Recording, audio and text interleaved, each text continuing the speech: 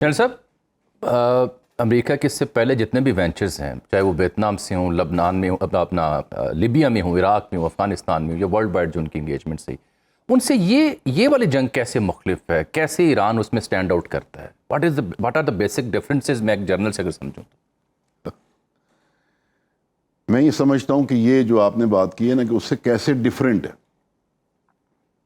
تو بیسیکلی ایک سیکوینس کا حصہ ہے یہ Iran, part of some grand plan.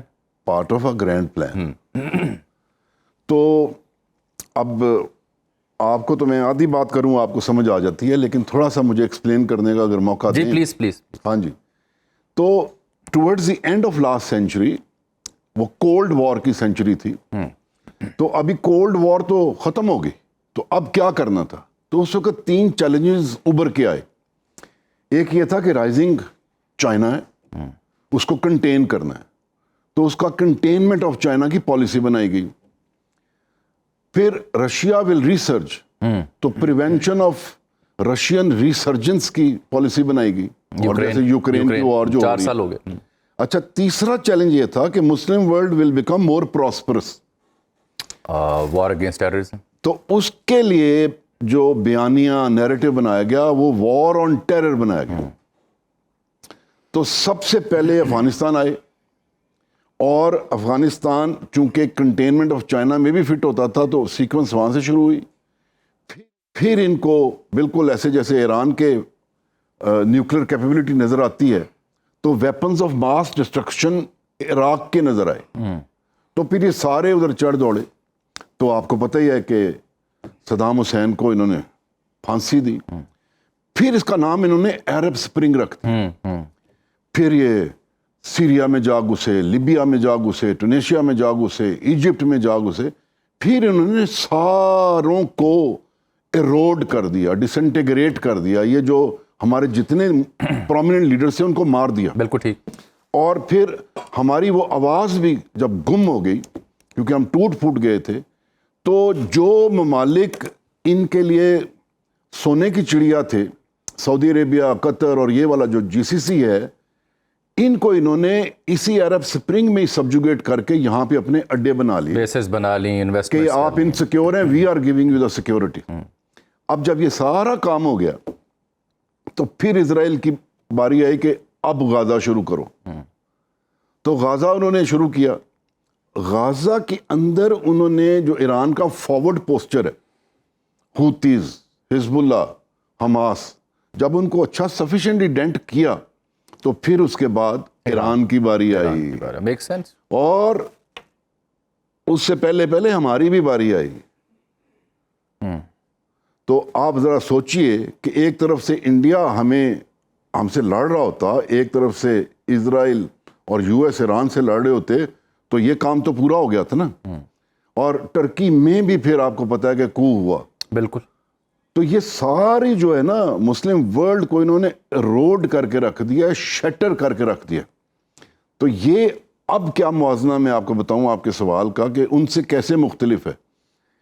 ایک وقت عراق میں بھی ویپنز آف ماس ڈسٹرکشن نظر آئے تھے، تو انہوں نے نیوکلیر ان کو ایران کا نظر آتا تھا بیکاز اسرائیل انسیکیور تھا. میزائل ٹیکنالوجی کی وجہ سے اسرائیل انسیکیور تھا، تو پہلی کوشش میں تو یہ ڈسٹروائے نہیں کر سکے. تو اب دوبارہ وہی کام کرنے آئے ہیں، ویپنز آف ماس ڈسٹرکشن یا نیوکلیر کیپیبلٹی ختم کرنے. لیکن جو ایران کی ایک ڈی سینٹرلائز کمانڈ کا جو فینومینا ہے، یوزلی تو سینٹرلائزڈ ہوتی ہے، اور جو ان کی تیاری تھی، اور ابھی بھی ان کے ماہرین اور دنیا بھر کے ایکسپرٹس کہتے ہیں کہ they can go up to 5 years. تو وہ باقی ممالک جن کا آپ ذکر کر رہے ہیں، that is in like them. It seems کہ they were already preparing for this, کہ ہم نے جو ان کی ملٹری ٹیکٹکس تھیں، کیا وہ ان ممالک سے مختلف تھیں اور انہوں نے واقعی کسی حد تک امریکہ کو ایگزاسٹ کیا؟ دیکھیے، چونکہ میں نے آپ کو بتایا ڈسپائٹ ہیوی لاس. دیکھیے میں نے آپ کو بتایا نا، چونکہ وہ ایک سیکوینس میں بات ہوئی ہے. تو اس سینچری کے آغاز سے 9/11 سے جب وہ دیکھتے ہیں آپ کے سامنے وار ہو رہی ہے اور ڈیزائن کیا چل رہا ہے، تو ان کو اندازہ تھا، بیکاز جو اسرائیل ہے وہ اٹ از اندر یو ایس. جی. تو اب ان کو یہ اندازہ تھا. پھر اس سے بھی پچھلی صدی کے بھی 20-30 سال جو ہیں وہ ایران کو ہمیشہ ہی سبجوگیٹ کرنے کی کوشش کرتے رہے. تو دے ور فلی اویئر کہ واٹ از ہیپننگ. تو وہ انہوں نے اس طریقے سے اپنے آپ کو کنفیگر کیا, انہوں نے اپنی ڈیولپمنٹ اسٹریٹجیز بنائیں, ان کو پتہ تھا کہ ان کی ایج کس چیز میں ہے, انڈر سینکشنز ہیں ہر چیز میں.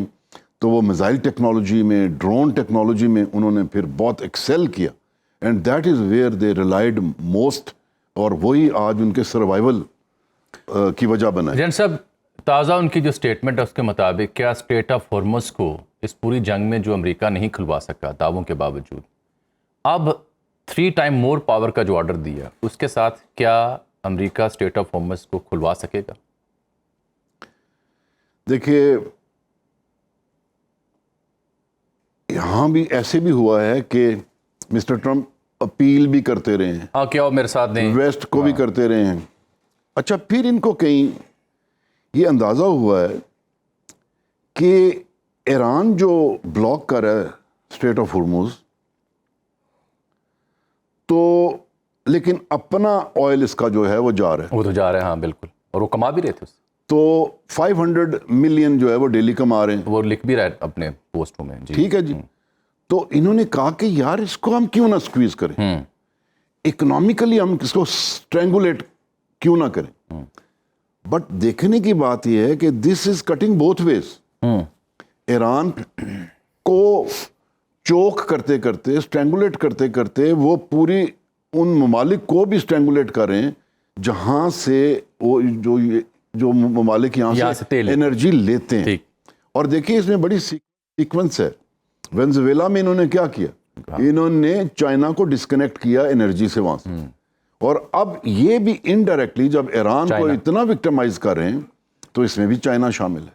تو یہ سارا انڈائریکٹ جو ہے یہ افیکٹ چائنا پہ آ رہا ہے, باقی ممالک پہ آ رہا ہے. So what I am trying to tell you is کہ دیکھیں 3 ٹائم کر لیں, 4 ٹائم کر لیں, تو جو لڑائی کا طریقہ ایران کا ہے ابھی تک, بالکل ٹھیک, وہ ان میں ایک بڑی سروائیول انسٹنکٹ ہے. وہ یہ بڑی کمال کی چیز ہے کہ آپ کس طریقے سے, اتنا مائٹ ہے آپ کے اوپر, اتنی ساٹیز, ایئر ساٹیز آ رہی ہیں, تو آپ اتنے موبائل ہیں, اتنے ایجائل ہیں, اتنے ہڈن ہیں ان یور انوائرمنٹ, اس طریقے سے ووون ہے کہ آپ پھر بھی نہ رسپونڈ کر رہے ہیں اپنے میزائلز کے ساتھ. حالانکہ میزائل جہاں سے فائر ہو جائے تو آپ کا پوائنٹ آف اوریجن ڈیٹیکٹ کرنا ٹریس ہو جاتا ہے. تو بٹ لک ایٹ دیم کہ یہ ماشاءاللہ جس طرح ویٹنامیز کرتے تھے اسی طریقے سے یہ لگے ہوئے. تو ابھی یہ کہا جائے کہ جی اس کو 3 ٹائمز کر دیں زیادہ, تو 3 ٹائمز کر دیں, اوکے. تو ابھی یہ نیول وارفیئر میں انگیج ہو جائے گا مسٹر ٹرمپ, اور جو باقی سارے جو یہاں سے آئل لیتے ہیں دے ول گیٹ افیکٹڈ.